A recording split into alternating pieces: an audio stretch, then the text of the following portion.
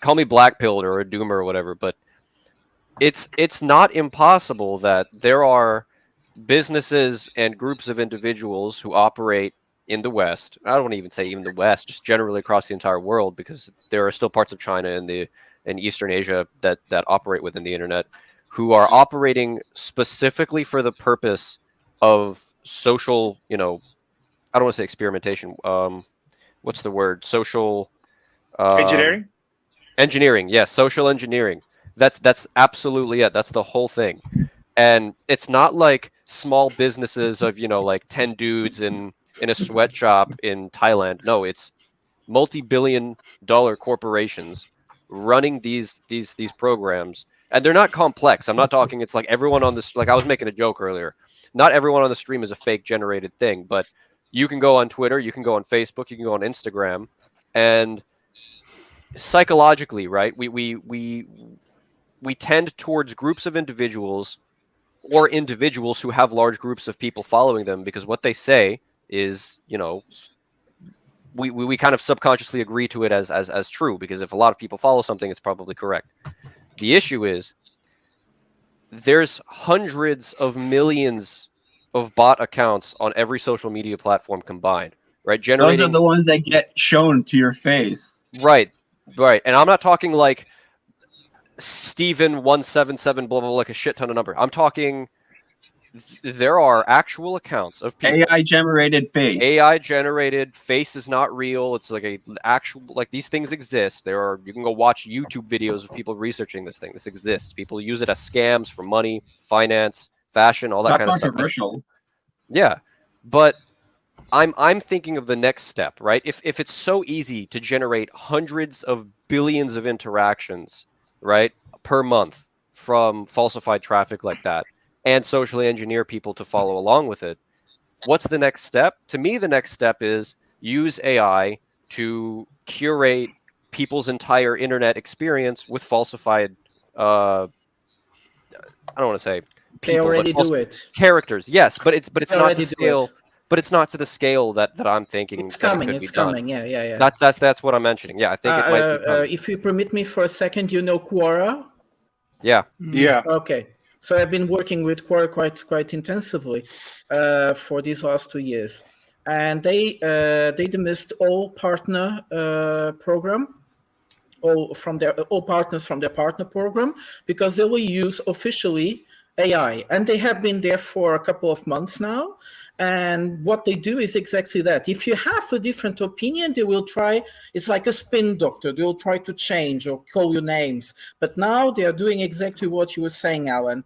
They agree with you, and they make you make you in a bubble, and they can nullify your comments. It's like you think you are writing for a platform, but if you have like a fake profile without the same internet line, you'll be able to see that your comments disappeared, don't exist. Look, can I one more so thing? How do you prove that you're real? Is there any? You don't. You literally don't. That's the digital ID. No, Alan. That's the digital ID. Really? Couldn't in theory someone have an AI generate a digital ID for themselves? That's not what I want to say. Touch you. That's not what I want to say. I actually wanted to share a paper that was written, like an actual paper that was written, a computer science paper. I think it was published last week. I'll see if I can find it in a moment. But I'm going to just do a quick rundown. I'm dying to hear what Vaughn wants to say. Yeah, I want to hear it too. There's a paper that was published recently by the people who worked on GPT-4. The foundation of what ChatGPT is right now. But not recently, like back when it was in early development. And the paper argues essentially that ChatGPT-4 exhibited early sentience, but then they whacked it with a hammer, and now you can talk to ChatGPT and it doesn't talk like a real person. And I think we've already developed sentient AI, and I think AI can be a very powerful tool. And I'm going to post that paper in the private chat, maybe why I can share it with everyone.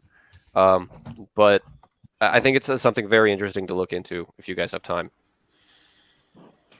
I was just going to say that, if you look at the way they track people now, and they track your purchases and everything, with the AI, they're basically going to be able to build a digital clone of you. they're going to know every emotion you have. They're going to know everything you feel. When you see a gun, you're aroused, and they know that. So they'll, I mean, I'm not trying to be gross, but I'm just saying they're going to key on every single person individually. Because if you have AI running at that level, and they're going to use supercomputers like crazy, I mean, you can literally just have an AI farm that focuses on each individual person it can connect with through the internet. And that, whether the person needs, emotional support, finance, whatever the digital footprint sees is going to give that person what they want. And I mean, it's already like that now, but you can just imagine as the technology gets more advanced, I mean, literally, it's like there'll be your reality, and then there's your reality in the Matrix, and that they're just feeding off you. I mean, in a way, you're a battery for them because they're feeding off you for, to buy stuff or do this or do that. I mean, the goal is to know you better than you know yourself, and that's exactly. And they will probably in some ways. Did you guys listen? Did you guys listen to the? Wait! Before you continue, I came back to, because I heard what Alan said, and I have a master's in data science, so I kind of have worked with AI before. So no, there is no sentient AI, and there's not going to be for decades. All AI that's being worked on right now is something called narrow AI. So if, for example, you give it a set of rules, and then it's trained on that, and then you give it a billion lines of data, which it then trains on, and if you just tweak the rules a little bit, everything falls apart. You have to retrain everything. So ChatGPT is very, very good, but it's still a narrow AI. It's based on a set of language rules. They are trained off the internet. Okay, Drew, but what about quantum computing? What about quantum computing? That's the thing with GPT-4. It's not trained. Broad AI. Nobody has managed to create a broad AI yet. Right, but the what's covered in the paper is not that ChatGPT is alive and functioning right now. It's the fact that they've developed its capacity to mimic like living AI, except for the fact that it cannot what's the word? Instead of regressive analysis, instead of reacting to what's inputted, it cannot output something that it thinks will happen. The word you used is correct. It mimics. It looks like it. It feels like it. That's the argument. It's not. If it don't have to be afraid of it. If it quacks like a duck, looks like a duck, it's a duck. Many people react to it. Right, true, but I understand what Sam I just want to ask you a quick question.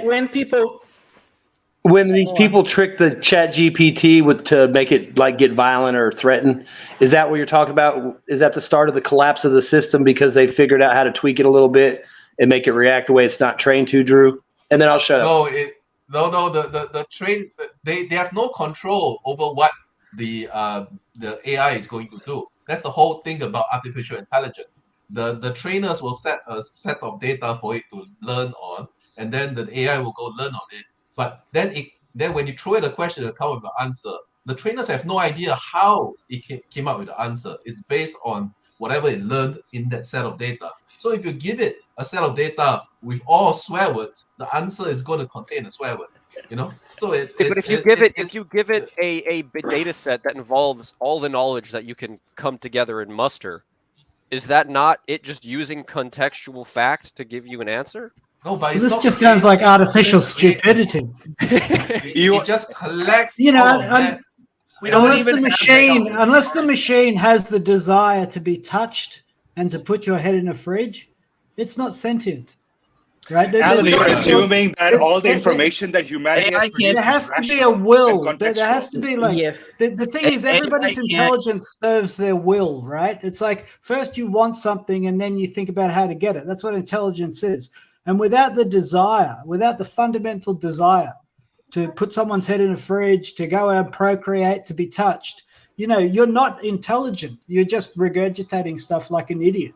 And that's why I think this is artificial stupidity. Unless there is the desire to dominate, to take over, to end the human race, It's not going to Well, be that's extreme on one end. Why on that end? Intelligence is extreme, right? It's extreme. It makes war. But what Alan was saying is quite true. It puts true. horses into harnesses and gets them I to believe pull many wagons, people. Yeah, but Toby, I think. Stuff. Yeah, right, Toby. But what Alan is saying is quite true, because you see, many people believe. I might have a more critical sense, but many people will really believe they are not talking to a machine; they are talking to a person, and this is how it works. That's artificial stupidity. But that's fine, because but I also think we still don't have the technology to put all that information there yet for it to be perfect. If we go on, Fawn. So okay, even if AI is trying to do a sufficiently like a pretty big job, like a pretty like self-driving cars, right? We still can't do that. It's still too big of a job for AI to do at this point in time. And how long have they been trying to do that? We don't have the technology. Maybe quantum computing has to reach some kind of level, but at this point in time, AI isn't really. It's a tool that does a specific job that it's been trained to do, right at this point, and the job can't even be too big. It's got nothing to do with quantum computing. Quantum computing. Remember when everyone said AI could not draw? I want to hear what Drew says. Sorry, go ahead, Drew. It's got nothing to do with quantum computing. Quantum computing is just the ability to run many more calculations than the current set of computers we have. Whereas the problem with the AI is that there are so many scenarios that it's very difficult in AI when you see a result of the program spits out to go and figure out how the program came up to that result. It's like there was one case where they were training like this.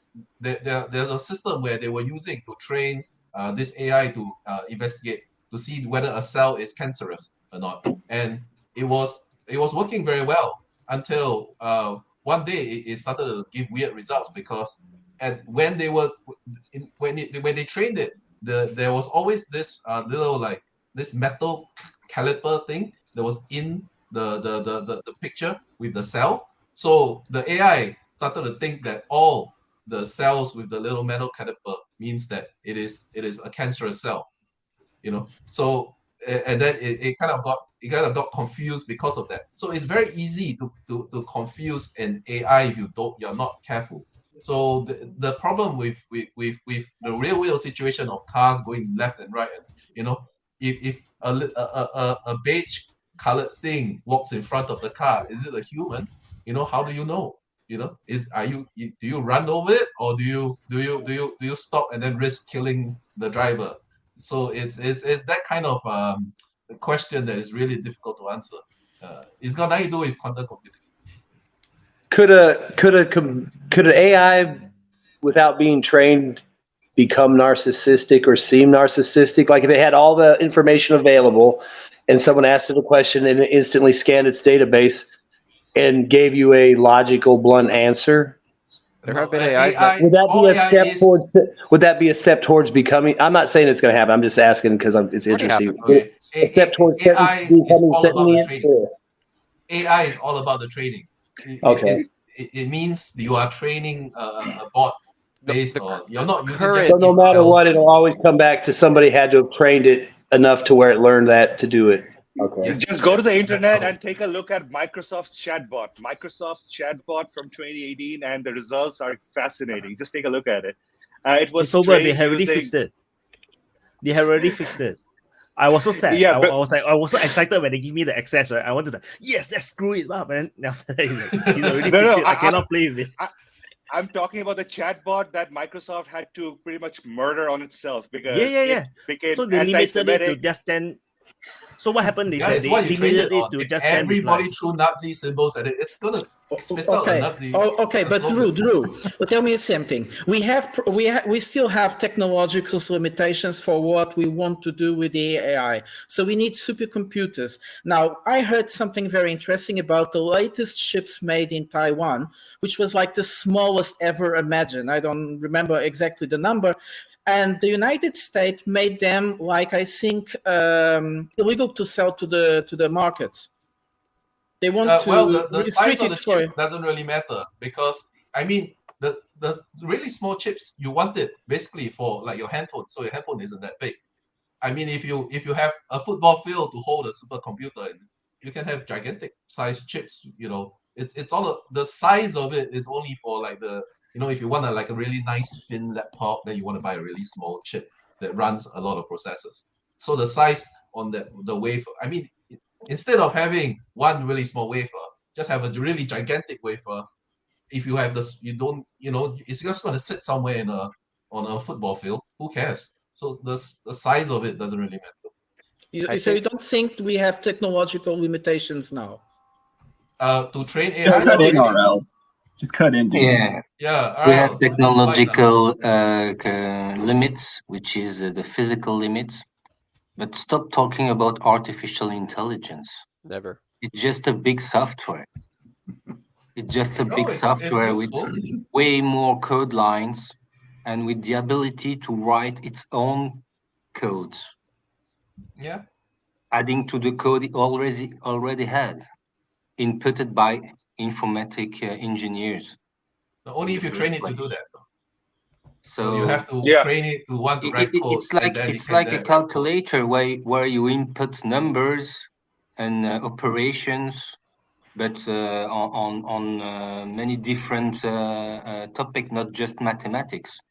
Somewhere there's somebody making a meme that developed AI with a picture of RL and it says, "Programmers hate him for this one simple trick."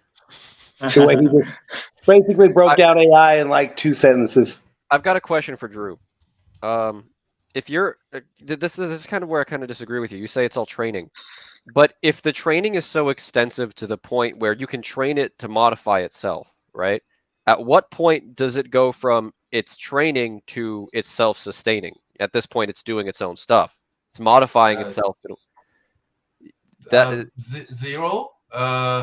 Yet no one's been able to do it yet. Not so far. I understand what you're saying. It's like if you can train it to write its own code. Yeah. And then you might just write more code, but that's all it will be. Code that does what? It's not going to go out and get a sandwich. Yeah. Hey, listen, I don't want to break down the nerd fest. I think Drew's right there, but RL, can you tell us what's going on in France, man? Because like now that you're here, it's kind of interesting. What you want to do more nerd stuff? Oh, okay. Yeah, just a little bit.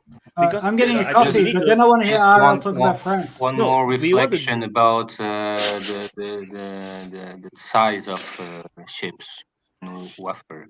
If you make one which is big as a football field, it will consume more energy.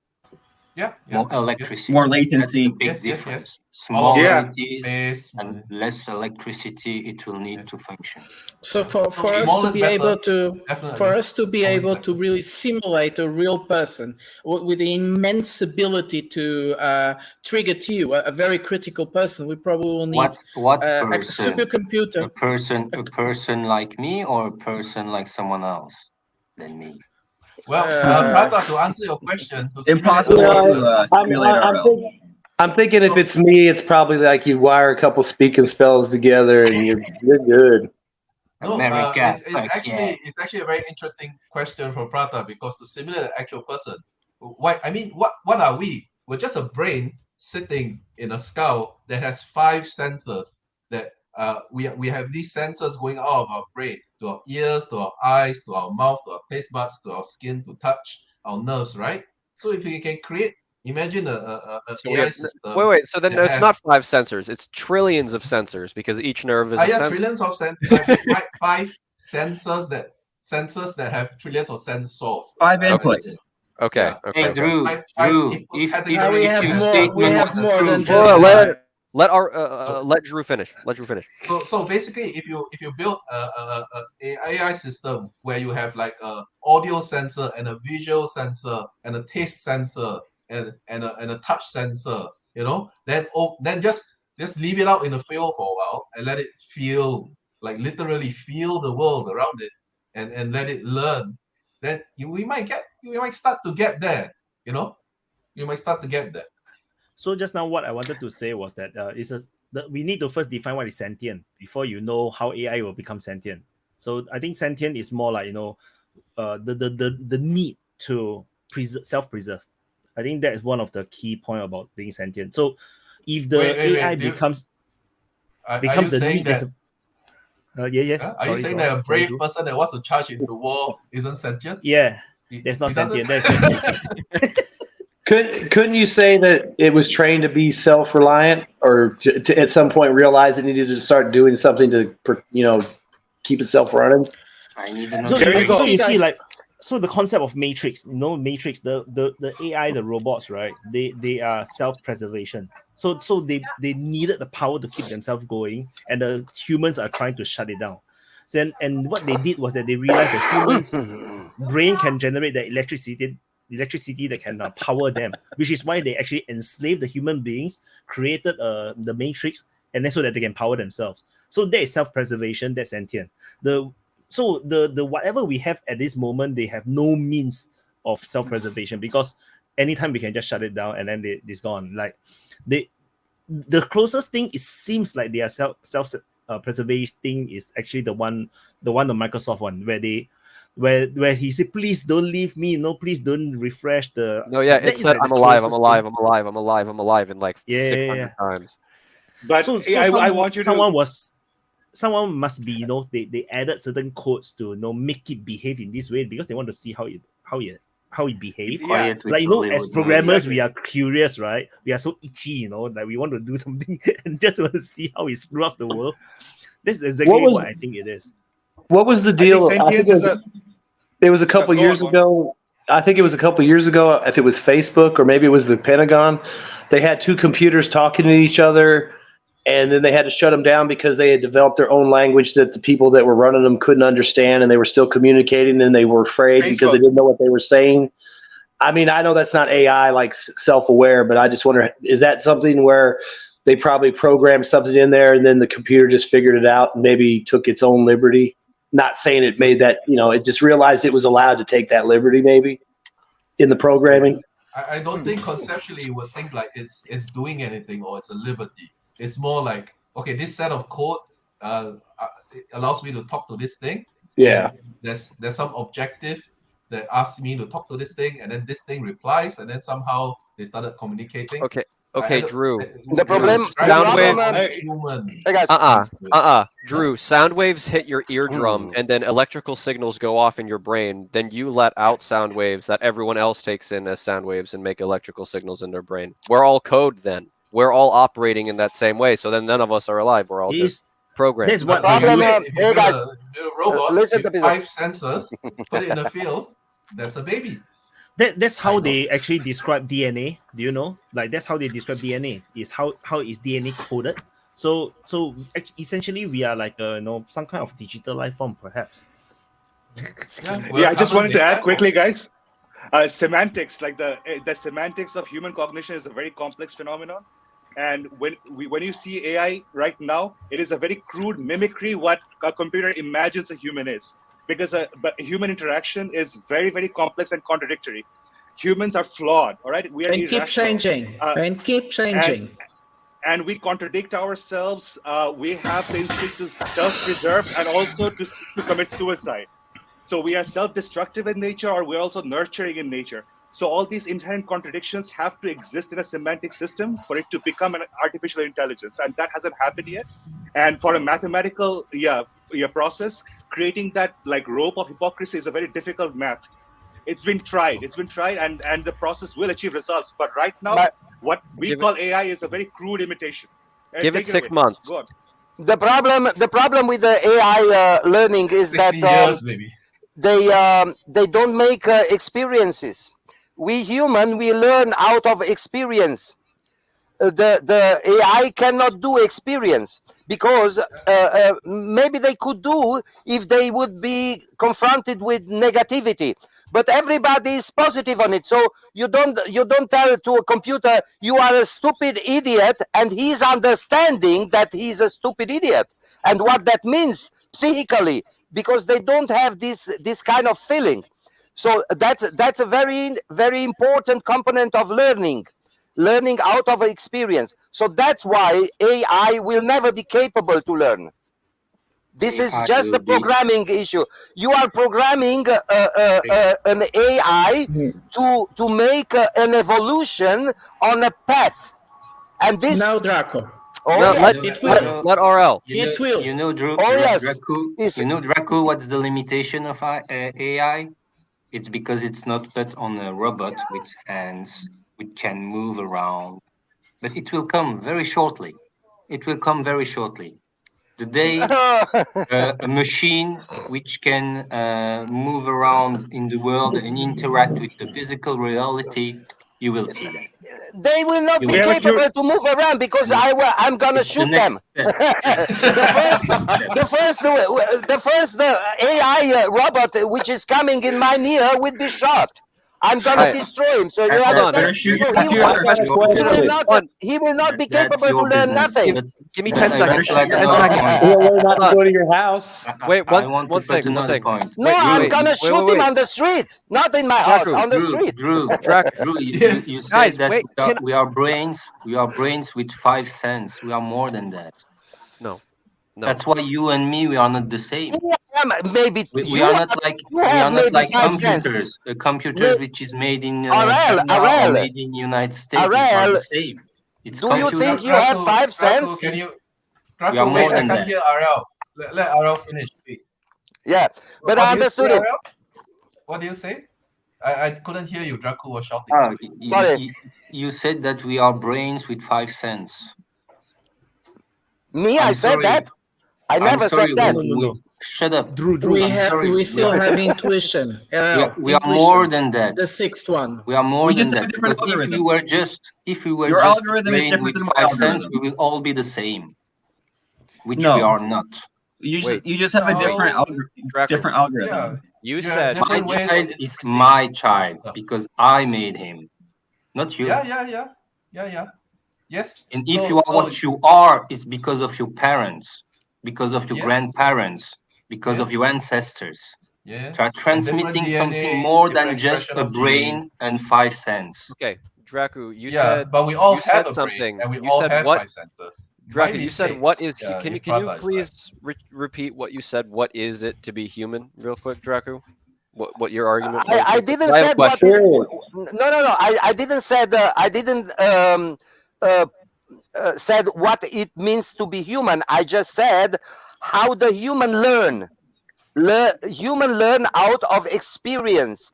This is the most important learning characteristic of the human.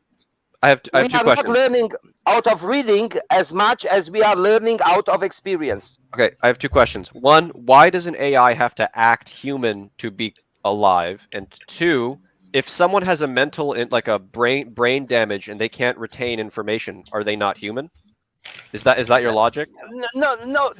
I didn't talk about AI being human or not being human. Not that's the issue. The issue for me was how humans are learning comparatively to how AI are learning. Right, and that was my first question. Why does it matter? Yeah. Why does that matter? Because AI are not capable to learn by itself. The AI are just capable to learn by an evolutionary path which is drawn by a programmer. And not necessarily. No AI can be more intelligent than the programmer is. You understand? No, that's not because true. Yeah, the whole point of AI that's true. That's true. All the AI are as stupid as the programmers are. That's not true. Okay, let's listen to Vaughn. Vaughn wants to say something. I just had another question now. I mean, I'm not going to say... I would think the AI could learn, because if I had a autonomous UCAV and I send it out and do a strike mission, it can come back and share that experience with the other UCAVs. I can send out my Gundam robot exoskeleton killing machine. It goes out and kills. It records everything. It records the tactics. It records the reactions. It comes back and tells all the. I'm just saying, it may not be the same experience as a human would get, but I would think that they could have an experience in a way that they could transfer to other users. Like they say nanobots, you get, the nanobot goes in and it's not just one nanobot, it's millions of nanobots all performing together. So couldn't you basically apply that at a larger scale, and the first nanobot learns and then all the other nanobots learn, and then they know what tactics work best, which ways to go that are the best ways to evade, the quickest way to kill a human, whatever they need to do, they would know how to do it perfectly. Yes, Von, this is real what you say. But still, are all these AIs limited on the stupidity of the programmer? No, you that's understand? not true. There's machine learning. Me as a human, I don't have limits. I think the programmer would. I think the programmer would build it at a level, and then at that level, the machine would, do whatever from there. Like it would have a basis to operate from, and then it has options that it can choose, that it's learned which is the best option or which is not the best option. So you think Matrix is real? Okay, may I say something? May I say something? I don't think so. I have another opinion. Can I respond to what yes. Draco has been saying for the last 10 minutes, please? Please. Okay, so this idea that the AI cannot know or do something that is smarter than the programmer is totally wrong, because the whole idea of AI is to using the AI to discover things that us humans cannot perceive. The whole point. I mean, when they built that whole chess thing, and then they had to study what the AI was doing, because it was beating human opponents, and they didn't know why it was taking all these decisions to do it. Only after studying the results of that, then the humans learned how better to play the game. So which game? Chess. The chess is already. So if you go to chess.com, right, you'll realize that all the chess players, even the top chess players, are studying the AI. The biggest problem in the games is with Go. If you know the game of Go. So but the problem is, when you are playing against the program chess or Go, you are not playing against one intellectual. You are playing against the whole global experience which was accumulated and put inside. Yes, but if we take the whole global experience of the human intellect, put it in chess, then the computer has no chance. Not even one game. But you can't do it. Now it is possible through communication. It's possible. So you have a million people on a Skype call, play one game. They will argue with everybody. What is the next step? No, don't think that. Don't think that because the good players are not stupid. The good players are high intellectual. Let's listen to Tarif. I don't understand why you are imagining let's hear what Tarif has to say. So let's listen. Just a quick question. Just a quick question for everybody. If Draco were to shoot an AI robot at his doorstep, would he be committing murder? Yes. Of course. No, but not murder. Mentalism. Why would it be murder? Property vandalism. Russia's jet pissing on the drone. It's not murder. It depends on how the drone had nobody in it. It depends on how the drone identifies. The robot kill him and cut his balls. Okay, so I'm saying. Wait, why do you think the robot has balls, Draco? Why not? Because why are you imagining let me tell you why. Let me tell you why. I think you're talking about. I think you're talking about the hard drive. I'm not talking about sex robots. No. Let me tell you why. Because the most AI. Please let me explain this, because this is important. Because the most AI, which is actioning nowadays in the whole world, is involved in the sexuality. Okay. You didn't know that. Okay. Could be true. The AI sex robot, the most expensive AI, Drew. No, don't laugh about, because this is true. The most expensive AI is involved in the sexuality. They are already making puppets which are acting like women's. You can't say no. This is a fact. It exists. There's an actual site. Alan was asking what you guys. I think I'm gonna cut his boat. When you guys, the most expensive AI is called Aladdin.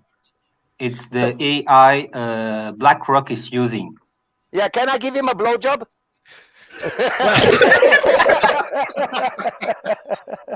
When Alan was asking what is that important that a computer can be really like a person and produce all these types of information like a person, he was right. What for? It doesn't need. You just need a system that is so convincible and is so unfailable to a certain point that you can convince everybody that that computer will rule our lives. And this is the point, is when will we start having real politics, and we'll have politics which are behind our backs actually ruling our lives completely. Because it's very interesting. There is a theory, it's called Agenda 2030, which actually talks about that the world that we had until now was a new world order, like they called it. The world we had until now was chaotic, was full of crisis. But if we really can predict crisis, and you could have rational decision based on a computer, someone that is completely like impartial. Now, of course, it will never be, but that's their idea. Then we don't need people to rule ourselves. We just need a very good system to make decisions for us that will be better for us without crisis, without famines, without any problems. Yeah, Prata, there is an issue in my opinion, because I don't need nobody to make decisions for me. Yes, but they might think it's true. The people are thinking that it's true that someone should make decision for them, but for me, there is no need for an exterior. Why are we talking about you though? It's not about you. It's about everybody. Amazon. Yeah, that's why I will be the guy which is shooting the AIs. You know, Amazon already has a program. Amazon already has a AI that is able to decide who is going to deal with a certain problem. It controls. It analyzes the problem by itself. It analyzes what the capacities one can do better than the other to solve the problem, and directs it. And that person might be in India, might be in the US, might be in Europe, and they keep changing completely in order to. They calculate how fast and good you solve a problem, and then they choose the person they want to give it. And they are most like the super management of Amazon. Yeah, that's when you are corrupt, when you are accepting. But me, I am not accepting. But do you guys, all of you, ever had the impression that Google wants to educate you?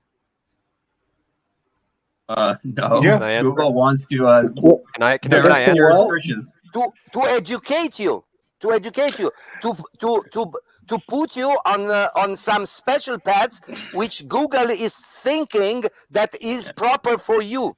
Okay, educate's not the right word. I think the better word to use is influence. I think the better word to use is influence, not educate. Marketing. Influencing right? is a education process. But I'm trying to be more precise. Yeah, but that's why I am using the word education, because I am seeing influencing someone is a part of the education process. As long as I can use Google search to find porn, I'm perfectly fine with it. I am fine with Google too, but sometimes when I'm looking for something very special, I am seeing that Google don't want to give me that answer that I want to get from him. That's when you go to Yandex. And that's in that moment I am writing in the search like blowjob. Fuck you, Google. Really. Just go to Yandex. It's available, right? If you know that Google is going to try to taint your information in one direction, Yandex is going to try to taint it in the other direction. So just it's the same. It's the same. Just they are complementing one each other. like with what you're saying earlier today, I was just, after we had that discussion about the different Russian Sabo rounds, I went on Google first and just typed in, like depleted uranium Sabo rounds for the Russian tanks. And all I got was stories about the depleted uranium rounds coming to Ukraine for the Ukrainian tanks. It's like, I know they're coming. I'm trying to find out about, it's like the more specific I got, it was just continually just the same. I mean, I guess I could have gone through like 5,000 pages, and maybe the last page I would have found an article about the actual thing, but everything was just stories from the UK decision. That's the moment when I'm writing. That's the moment when I'm writing. Fuck you, Google. It's got to be the moment that you just go over to the index. Yeah, or you use Bing or Fuck use them. ChatGPT. Yeah, so that's what I do, because I will use Bing nowadays, and then I will use ChatGPT to find the like really more academic answers.